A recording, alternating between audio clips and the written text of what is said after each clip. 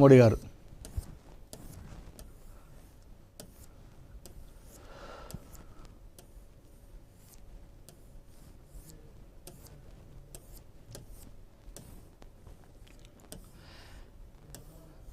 సమస్యలపై ఎంజీఆర్ సమరం అని చెప్పి చూస్తున్నాం. నగరం ఉరకలేస్తుంది, కానీ బస్తీ కన్నీరు కారుస్తుంది. మహానగరం కాంక్రీట్ వనమై రూపాంతరం చెందుతుంది. ఆకాశాన్ని ముద్దాడే భవంతులు, రంగురంగుల విద్యుత్ కాంతులు ఒకవైపు మెరిసిపోతుంటే, ఆ వెలుగుల వెనుక ఉన్న బస్తీలు మాత్రం ప్రాథమిక వసతుల కోసం అల్లాడుతున్నాయి. బిందెడు మంచినీటి కోసం ఉదయమంతా వేచి చూసే చూపులు, రోడ్లపై పొంగిపిర్లే మురుగునీటి మధ్య జీవించిన నరకయాతన, రాత్రి వేళల్లో కటిక చీకట్లను నింపుకునే వీధులు, ఇవి నేటి బస్తీ వాసుల అంతరంగ వేదనలు. మాటల గారడి చేసే నాయకులు ఎందరో వస్తుంటారు, పోతుంటారు. కానీ బస్తీ జనం కష్టాన్ని తన కష్టంగా భావించి మురికివాడలో పడుతున్న బాధలకు చరమగీతం పాడాలనే ఆక్రోశంతో అడుగు ముందేశారో నాయకుడు. ఆయనే ఖైరతాబాద్ నియోజకవర్గ ప్రజాప్రతినిధి, BRS party incharge Manne Govardhan Reddy.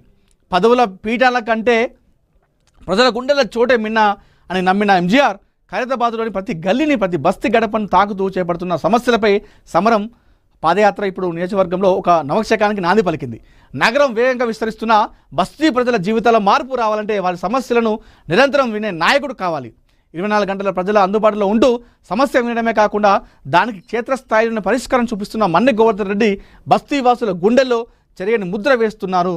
MGR చేపడుతున్న ఈ సమస్యలపై సమరం ఖైరతాబాద్ బస్తీల కష్టాల పరిష్కారానికి నాందిగా నిలుస్తుంది. నిజంగా ఖైరతాబాద్ కాన్స్టిట్యున్సీ పరిధిలో ఏదైతే బస్తీలు ఉంటాయో, ముఖ్యంగా ఆ బస్తీలు ఉన్నటువంటి ప్రాంతాల్లో MGR Khairatabad BRS party incharge Manne Govardhan Reddy గారు అక్కడ బస్తీ ప్రాంతాల్లో మొదట ఆయన తిరిగేది. పొద్దున్న లేస్తే ఆయన వెళ్ళేది ఖైరతాబాద్ అసెంబ్లీ కాన్స్టిట్యున్సీ పరిధిలో ఉన్నటువంటి బస్తీ కాలనీకి వెళ్తాడు. ఎందుకంటే బస్తీలో ఉన్నటువంటి ఆ బాధ ఆయనకు తెలుసు కాబట్టి ఆ బస్తీలోకి వెళ్ళి ఆ తిరుగుతూ వాళ్ళ కష్టాలను తెలుసుకుంటాడు. అక్కడ ఒక నల్ల రాదనుకోండి, తెల్లారి మహిళలతో ఆ బిందెలు పట్టుకుని వచ్చి ఆ రోడ్డు మీద కూర్చుంటాడు.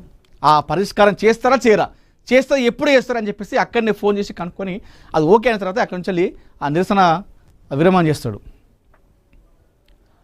లేదంటే ఆ వర్షం వచ్చిందా, ఒక చినుకుపాటి వర్షం వచ్చింది అనుకోండి, కథం వర్షం వచ్చిన వెంటనే కథం ఆ కారు వేసుకుంటాడు, పోయి ఆ బస్తీ వాసుల మధ్యలో తిరుగుతాడు. ప్రతి ఇంటింటికి పోయి నీళ్ళు కారుతున్నాయా, వస్తున్నాయా, మురికి నీళ్ళు వస్తుందా అని చెప్పి తిరుగుతాడు. ఒకేలా ఆ వరద నీరు వచ్చి అయిందనుకోండి, అధికారులకు ఫోన్ చేస్తాడు. ఏంది కథ, మురికి నీళ్ళలో మమ్మల్ని బతుకోమంటారా, మా పరిస్థితి ఏందని చెప్పేసి అక్కడ ఉన్నటువంటి బస్తీ వాసులకు అండగా నిలుస్తాడు ఎంజీఆర్. ఖైరతాబాద్ పరిధిలో ఉన్నటువంటి ఏదైతే బస్తీలు ఉన్నాయో, ముఖ్యంగా బస్తీ వాసుల గుండెల్లో ఆయన ఉండని చెప్పుకోవాలి. పొద్దున లేస్తే బస్సులకు వెళ్తాడు, డైరెక్ట్ బస్సులనే. నిరుపేదలు ఆయన లక్ష్యం, ముఖ్యంగా నిరుపేదల ఇంటికి గమ్మం తొక్కుతాడు ఆయన.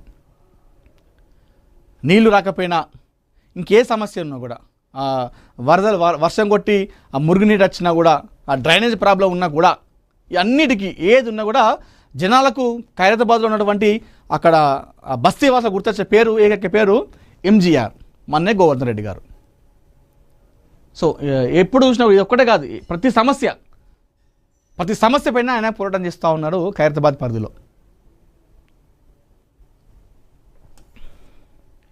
ఇగో క్షేత్రస్థాయిలో ఎంజీఆర్ అలిపేరని పోరాటం అని చెప్పేసి మనం చూస్తూ ఉన్నాం.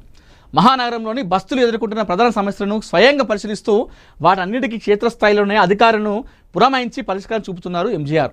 ఇందిరానగర్, బీజేఆర్ నగర్, శ్రీనివాస్ నగర్ కాలుష్య తాగునీటి వెదలు, ఏదైతే ఆ కలుషిత తాగునీటి పైన కూడా, ఆ వెదల పైన కూడా ఆయన పోరాటం చేసిండు గతంలో ఇంద్రానగర్, బీజేనగర్, అదేవిధంగా శ్రీనివాస్ నగర్ ప్రాంతాల్లో. అదేవిధంగా 3 గుళ్ళ ప్రాంతం, ప్రేమ్ నగర్, వర్షపు నీటి నరకం, నాలాల నిర్మాణం. అయితే ఆ 3 గుళ్ళ ప్రాంతం, అదేవిధంగా ప్రేమ్ నగర్లో నాలాల నిర్మాణం జరగట్లేదని చెప్పేసి అప్పుడు ఉద్యమించిండు. అదేవిధంగా వర్షపు నీటి నరకం వల్ల ఎంత నరకపడుతుందో వర్షపు నీటి వల్ల అనేటువంటి దానిపైన కూడా చాలాసార్లు ఆయన పోరాటం చేసి సక్సెస్ అయ్యిండు.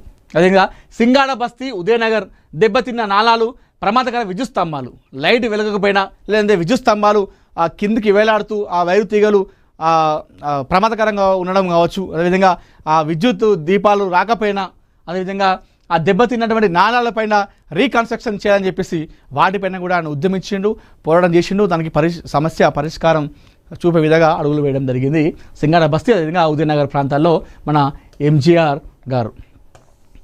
దేవరకొండ బస్తీ దూద్ కానా బస్తీ కటిక చీకట్లు తాగునీటి సమయపాలన.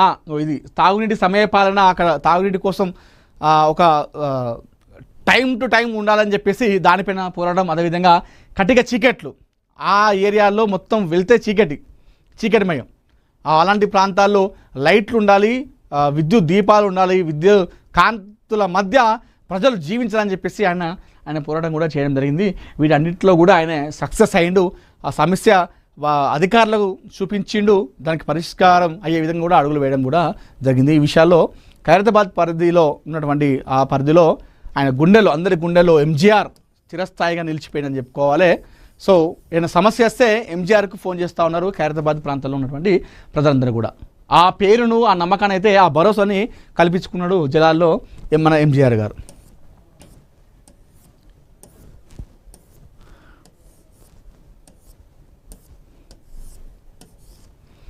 బీచ్లో అమ్నీత్ కౌర్ గ్లామర్, మన వార్త వస్తున్నాం. అదేవిధంగా ధ్రువ్ విక్రమ్పై ఫిర్యాదు, నిర్మాతలకు షాక్ అని చెప్పేసి మరొక వార్త కూడా మనం ఇక్కడ చూసుకోవచ్చు. అదేవిధంగా డెనిమ్ చీరలో చిట్టి స్టెల్ షో ఫరియా ఫ్యాషన్ ఫిదా అని చెప్పేసి కూడా మనం ఇక్కడ వార్త చూసుకోవచ్చు. అదేవిధంగా రాకా అప్డేట్కు రంగం సిద్ధం, బన్నీ ఫ్యాన్లో పెరిగిన ఆసక్తి అని చెప్పేసి చూస్తూ ఉన్నాము. సో రాకా నెక్స్ట్ మూవీ బన్నీది. సో పుష్ప 1, 2 తర్వాత ఆయన ఐకాన్ స్టార్ అయిపోయిండు, ఒక ఇంటర్నేషనల్ స్టార్గా ఎదిగిండు. సో నెక్స్ట్ ఫిల్మ్ రాకా కోసం ఫ్యాన్స్లో ఒక జోష్, ఒక ఆసక్తి కనిపిస్తూ ఉంది. అయితే ఆయన రాజకీయాలకు రాబోతున్నారని చెప్పేసి వార్తలు వస్తున్నాయి. దాన్ని ఆయన టీం కూడా కొట్టిపారేసింది. ఆయన రాజకీయాలకు రావడం లేదు, అంత తప్పు అని చెప్పేసి, ఫేక్ అని చెప్పేసి కూడా వాళ్ళు కొట్టిపారేయడం జరిగింది. సో ఇవి ఈరోజు మార్నింగ్ న్యూస్ విశేషాలు. మరిన్ని ఇంట్రెస్టింగ్ వార్తల కోసం చూస్తూ ఉండండి ANN తెలుగు.